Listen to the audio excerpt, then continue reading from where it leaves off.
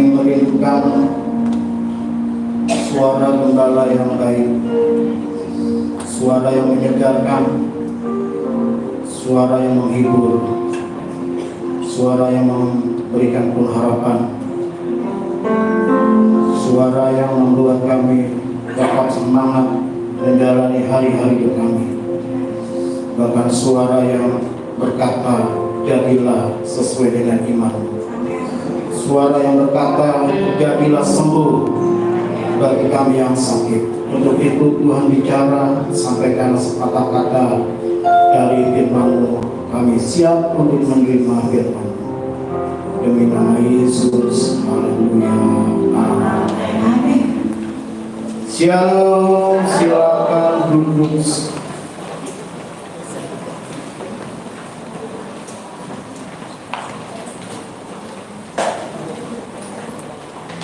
Kita berada di bulan yang baru dengan tema yang baru, karena ini adalah tema Paskah kita, berjalan bersama Tuhan. Terambil dari kisah ketika dua murid berjumpa dengan Yesus di jalan ke Emmaus. Lukas pasalnya yang ke-24 ayat 13 sampai ayatnya yang ke-35. Nas kita di ayat yang ke-15.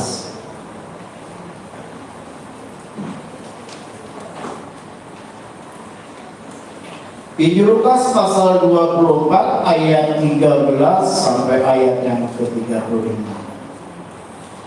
Bapak Ibu yang berada di rumah yang ibadah secara online, apakah suara saya cukup jelas? Silakan diinfo di kolom komentar, kolom chat, sehingga tim multimedia bisa mengetahui.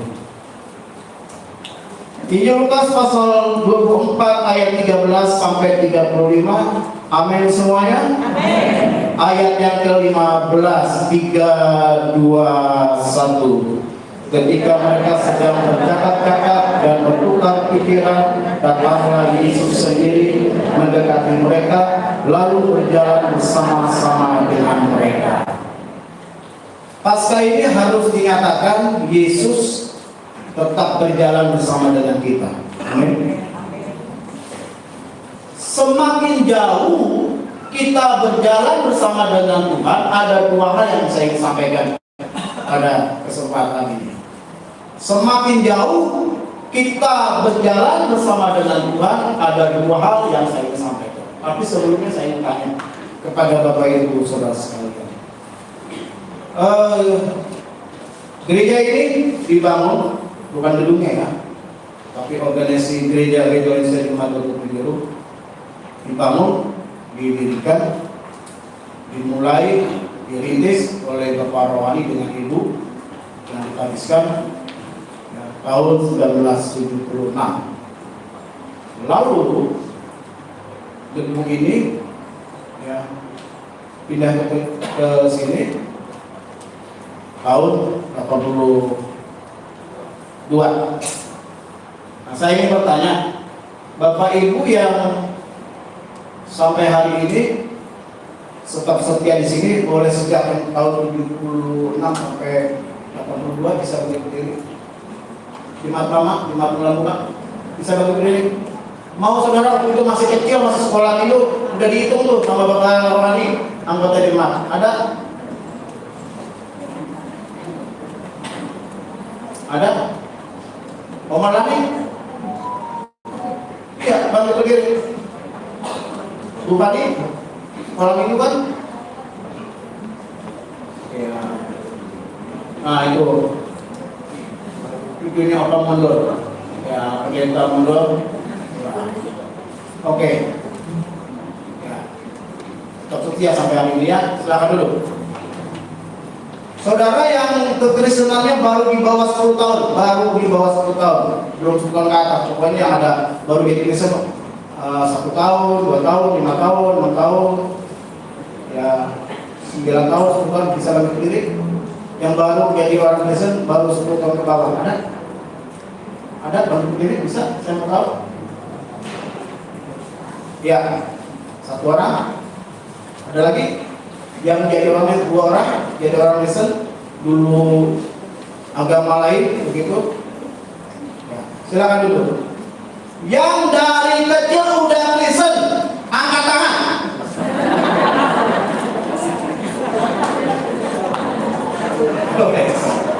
Banyaknya luar biasa yang jadi Kristen. Nah, Bapak Ibu sekalian, saya ingin sampaikan kepada Bapak Ibu sekalian, supaya ya semakin jauh kita berjalan, yang pertama kita semakin sadar bahwa kita ini nggak ada apa-apanya, nggak bisa disombongkan. Mari kita lihat ayatnya 25 sampai 27 kan, atau ayat 17-nya dulu ya. Kan mereka bercakap-cakap, bertukar pikiran. Ayat 15. Lalu ayat 17, Yesus berkata kepada mereka, apakah yang kamu percakapkan sementara kamu berjalan? Maka berhentilah mereka dengan muka murah. Berhenti dengan muka murah. Jadi waktu berjalan ini mereka kondisi wajahnya udah muram. Karena kemudian dijelaskan ayat 19, katanya kepada mereka, apakah itu? Jawab mereka, apakah yang terjadi dengan Yesus orang Nazaret? Dia seorang nabi yang berkuasa dalam pekerjaan dan perkataan di hadapan Allah dan di depan seluruh bangsa kami. Selanjutnya ceritakan. Jadi seakan-akan udah tahu semua. Mereka punya harapan-harapan besar supaya Yesus jadi pemimpin yang akan membebaskan. Tapi kenyataannya dengar bahwa Yesus mati. Nah, orang begitu, orang baru tahu sedikit udah banyak cerita. Tapi kalau orang yang udah tahu banyak, dia makin nggak kelihatan. Orang yang baru lulus jadi sarjana sama orang yang sudah bertahun-tahun menjalankan hidup, ya dengan titelnya beda. Mohon maaf, orang-orang muda kalau baru aja tahu, baru dapat pelajaran di kampus, itu udah kayak tahu semua. Kalau di sekolah Alkitab, kalau perlu kepingin dipakbain semuanya. Kalau seakan-akan udah tahu semuanya. Tapi kalau udah berjalan makin lama, makin sadar kita tidak tahu kan. Semakin dia punya kita S2, S3, S5, S8 kayak Samsung begitu, itu malah makin nggak kelihatan. Nah, 20 banyak ngomong, tapi kemudian dalam ayat 25, lalu ia berkata kepada mereka, hai kamu orang bodoh. Nah, ya, hai kamu orang bodoh, betapa lambatnya hatimu sehingga kamu tidak percaya segala sesuatu yang telah dikatakan para nabi. Bukankah Mesias menderita semuanya itu untuk masuk ke dalam kemuliaannya? Lalu ia menjelaskan kepada mereka apa yang tertulis tentang dia dalam seluruh kitab suci, mulai dari kitab Musa dan segala kitab nabi. Perhatikan. Awalnya mereka so tahu gitu. Kita begini dengar wajah sedih, murah, bahkan mungkin mereka sedang bercakap-cakap hal-hal yang udah lewat begitu. Tapi kemudian ketika mereka berjumpa dengan Yesus, Yesus ngomong, hai kamu orang bodoh. Jadi saya ingin sampaikan kepada Bapak Ibu sekalian, semakin kita jadi orang Kristen, semakin jauh kita menjalankan jadi orang Kristen, semakin kita ini ngerti bahwa kita ini gak ada apa-apanya. Jadi kalau ada orang Kristen di gereja gampang tersinggung, gampang maki-maki, gampang ngomongin orang, padahal dia udah jadi Kristen lama, patut dipertanyakan. Kalau orang Kristen sudah lama berjalan bersama dengan Tuhan, dia semakin gak tahu apa-apa. Yang kedua, ya, orang Kristen, kita sebagai orang percaya, berjalan bersama dengan Tuhan, semakin lama semakin kita bergantung penuh kepada Tuhan. Bukan semakin kita sombong, kita gak perlu Tuhan, justru makin bergantung sama Tuhan. Dalam ayat 29, ayat 28, mereka mendekati kampung yang mereka tuju, lalu ia berdua seolah-olah hendak meneruskan perjalanannya, tetapi mereka sangat mendesaknya, katanya, tinggallah bersama-sama dengan kami, sebab hari telah menjelang malam dan matahari hampir terbenam. Lalu masuklah dia untuk tinggal bersama-sama dengan mereka. Ya, perhatikan yang kedua. Orang percaya kalau dia dia berjalan dengan Tuhan, semakin lama, semakin perjalanannya makin lama, itu membuat kita semakin bergantung kepada Tuhan. Bergantung kepada firman, baca firman. Bergantung kepada doa yang kita naikkan. Udahlah menganggap nggak berdoa, belakang kita. Justru semakin lama kita berjalan dengan Tuhan, kita harus semakin bergantung. Contoh begini, orang kalau di pantai, ada yang pernah ke pantai? Ada yang pernah ke pantai? Pantai mana? Ancol? Sama siapa ke pantai Ancol? Sama cowoknya ya?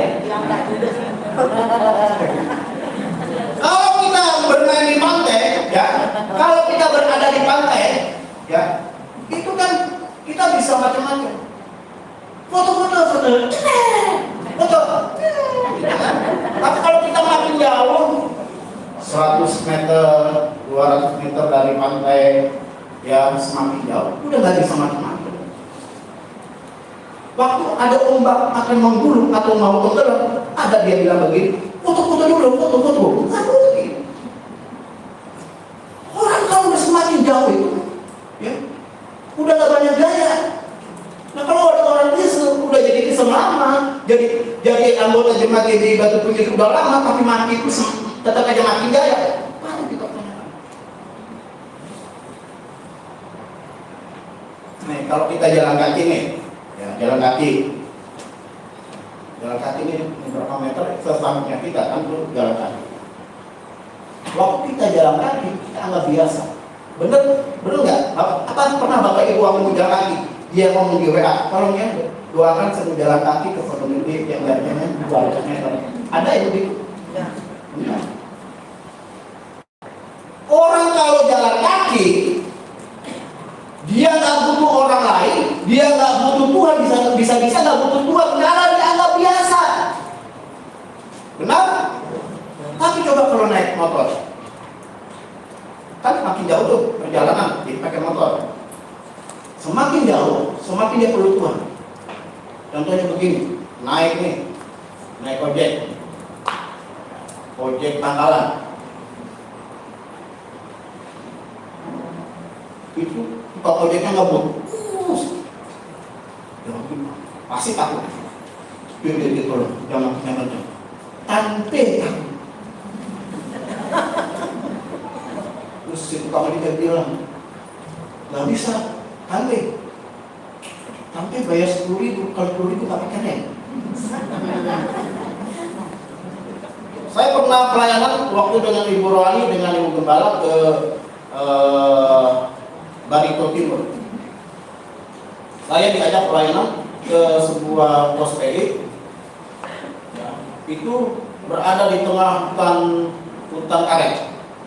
Hujan turun, jalanan berlumpur. Jadi roda dua sepeda motor itu dikasih rantai, dikasih tambang supaya nggak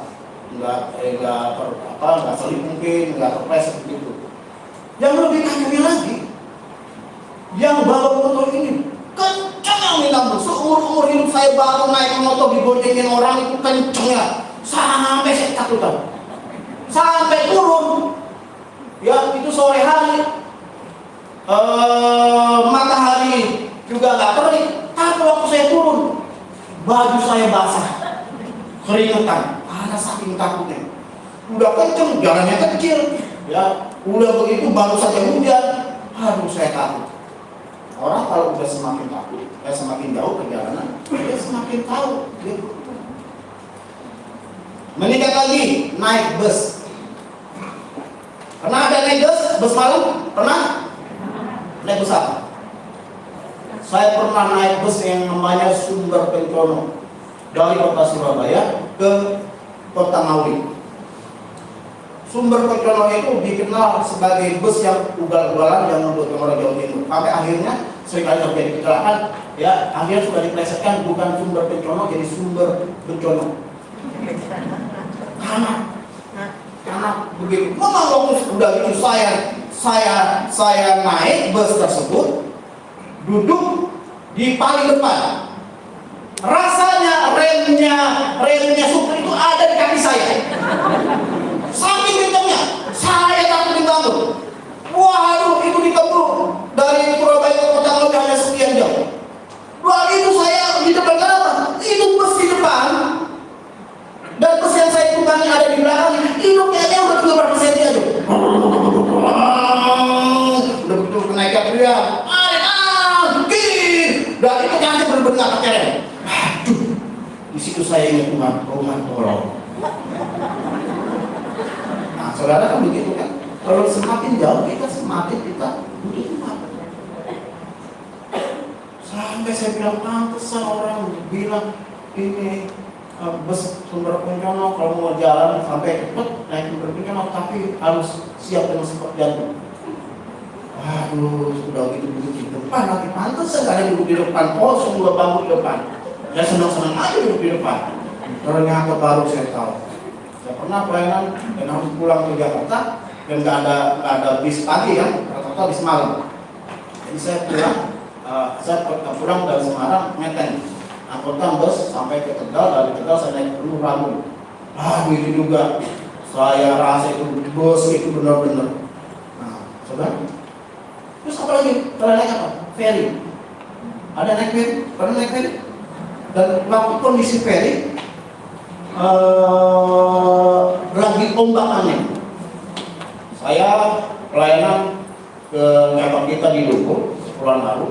Jadi dari Ambon nanti ada penerbangan, tapi waktu itu ada demo, jadi hanya sampai di Kepulauan K.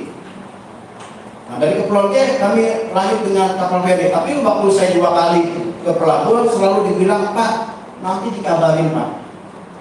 Karena ini lagi angin kencang, jadi belum tentu ada feri yang jalan. Jadi nanti dikabari, tinggalkan saja nomor doang. Lalu ada tukang ojek tawarkan, nanti kalau ada ferry nanti saya jemput Bapak ke tempat penginapan. Nah, sore-sore itu tiba-tiba saya jemput, Pak, ada ferry kedua hari ini, cepet Pak, tinggal beberapa menit lagi berangkat loh. Iya Pak, penumpang sudah lama lagi sudah semua siap-siap, jadi sekarang udah tinggal mau jalan, udah bisa buru-buru naik ferry lah. Baru pertama kali saya naik ferry. Biasanya naik ferry dari Merak ke Bakahuni, ya kan? Tapi ini naik ferry yang harus perjalanan sekian jam. Berapa sore tiba di Dobuk itu sudah pagi.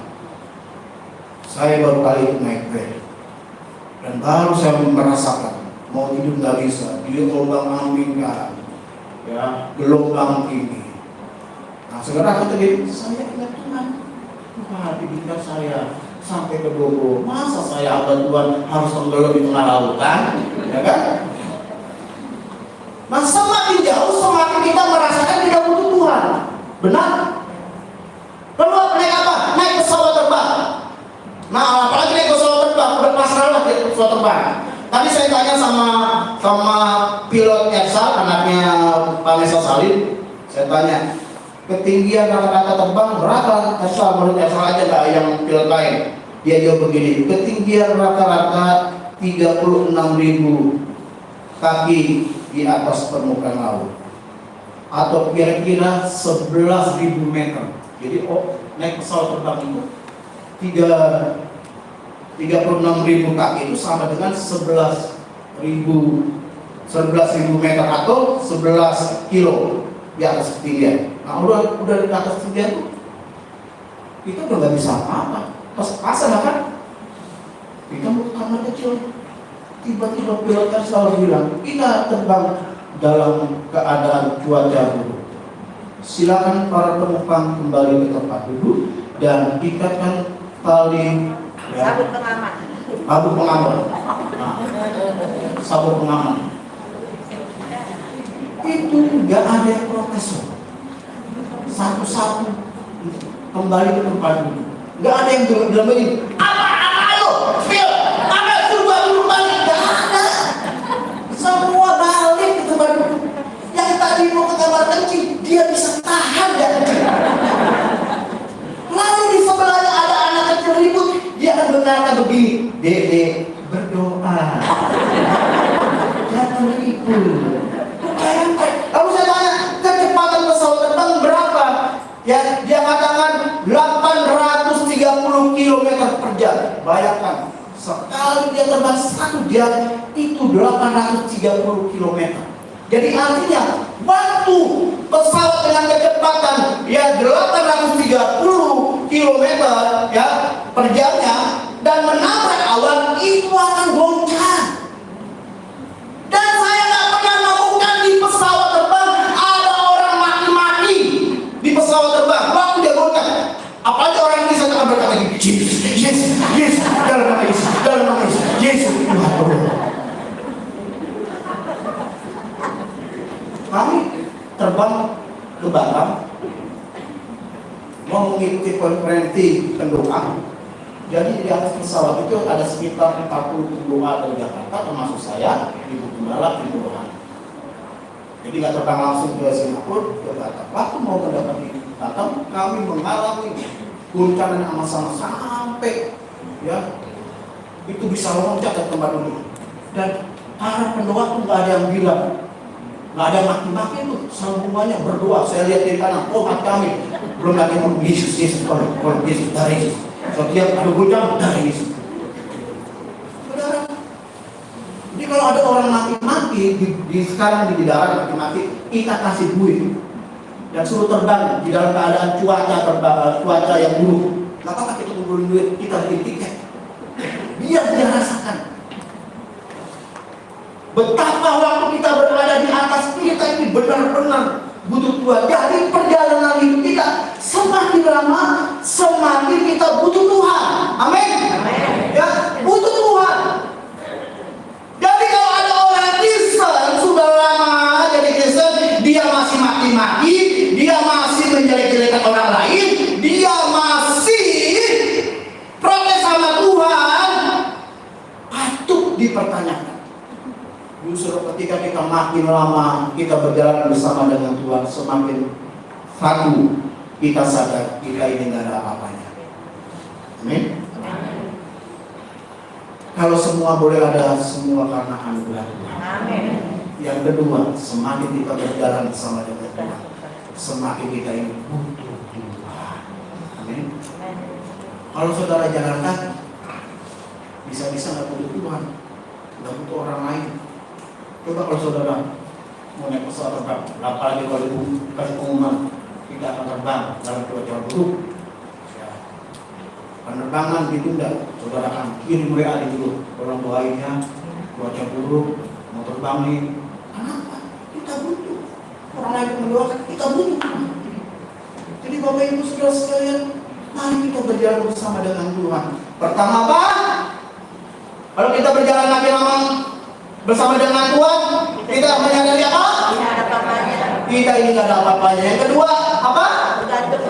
Kita semakin bergantung kepada Tuhan Yesus. Memberkati kita sekali.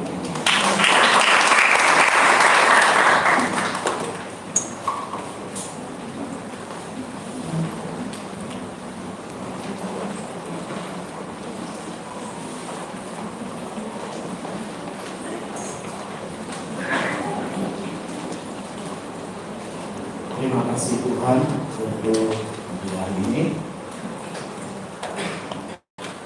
Kami bersyukur kami boleh menjadi jemaat di tempat ini, jemaat yang setia.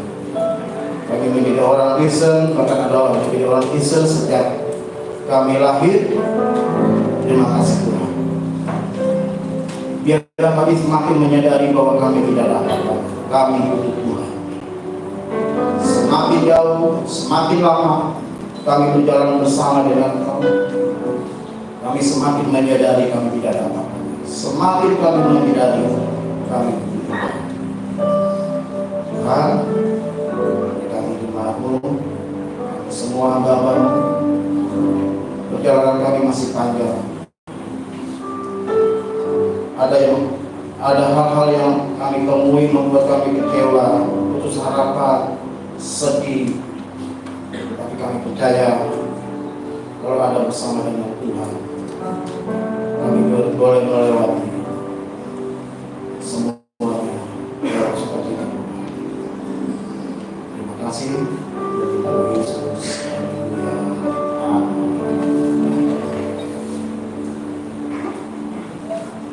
jemaat Tuhan yang ada di rumah yang secara online, Tuhan memberkati. Yang hadir ibadah pagi hari ini ada 301 jiwa. Berarti kurang lebih nanti ibadah Jumat Agung dan Paskah jumlahnya ya seperti yang hari ini. Ya, karena ini gabungan dari ibadah umum dan ibadah pemuda sehubungan dengan nanti ada donor darah. Bapak Ibu yang sudah mendaftar donor darah ya siap-siap untuk donor darah. Yang mendadak hari ini baru ada donor darah mau daftar silakan. Ya, diisi siap menyambut Bapak Ibu yang mau donor darah. Ada Bapak Ibu yang baru pertama kali hadir ibadah bisa bangkit berdiri. Ada yang baru pertama kali datang ibadah bisa bangkit berdiri. Kami ingin mengenalnya. Ada yang baru pertama kali datang duduk di tempat ibadah. Tidak ada? Ya, Tuhan Yesus memberkati. Kita akan memberikan persembahan kita dan saya undang panitia Paskah untuk menyampaikan warta Paskah yang perlu kita dengar pada kesempatan kali ini. Silakan panitia Paskah.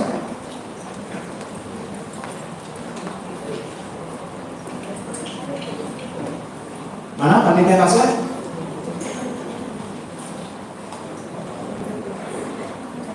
Warta Paskah. Silakan persembahan bisa dijalankan langsung.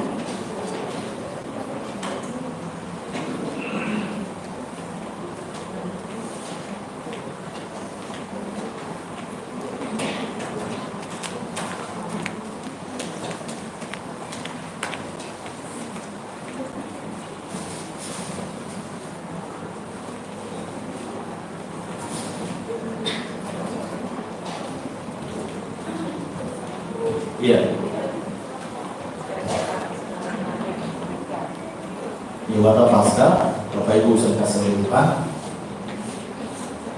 Yang pertama, bahwa ibadah kita Jumat Agung tanggal 7